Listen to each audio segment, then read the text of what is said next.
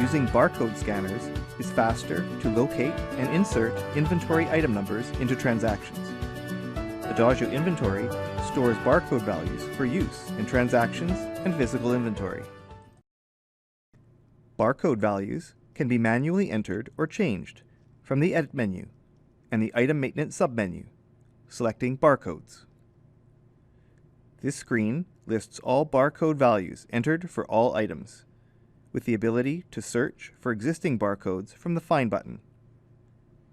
Create a new barcode either by highlighting an existing record and copying it, or by clicking the New button.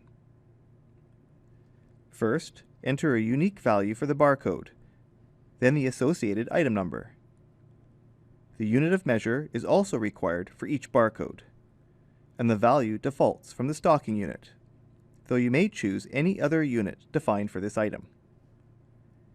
If you wish to use a different item description than the one stored on the item master or alternate price list records, you can optionally enter one here, which will override the description when the barcode is used to select the item in a transaction. Because barcodes may need multiple units of measure or alternate descriptions, you can enter as many barcode records as required for any item.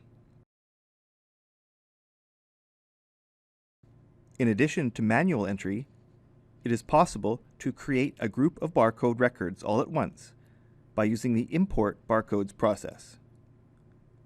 Select the file that contains the barcode list, and the template has the same 4 fields for creating new barcode records, where all barcode values must be unique and multiple barcodes can be imported for the same item.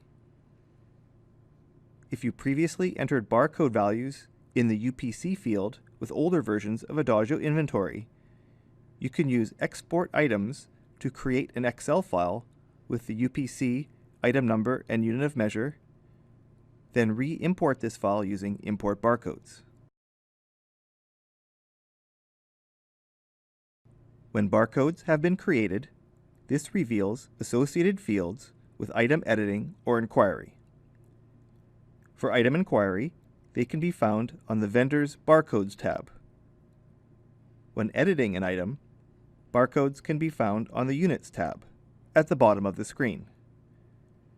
Not only can you see the barcodes, but you can edit a value by pressing the spacebar or double-clicking, or delete a barcode with the Delete key, or add a new code if security access to barcodes is allowed by pressing the Insert key.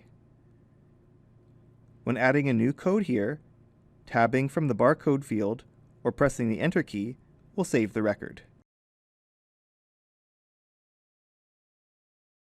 Whenever the item field has focus, either in Adagio Inventory or other programs that support barcoding, using a scanner to read a barcode will fill in the item number if the value is found in the barcode list. If the screen also has either a unit of measure or item description, these will also be filled in from the barcode record. In some cases, using the scanner will not only insert the item information, but also close the screen.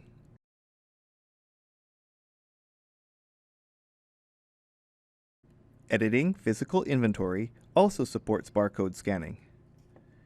Not only can you edit a specific physical inventory record and scan a barcode, but you can also scan directly into a new barcode field at the top of the screen without having to edit the desired item. When the barcode is scanned, the item number count for that unit of measure will be incremented by 1, with a pop-up screen indicating that the scan was successful. This will save time when scanning barcodes for the counts. Make transaction entry and stock counts faster by scanning item barcodes. Find out more about Adagio from the product page on our website.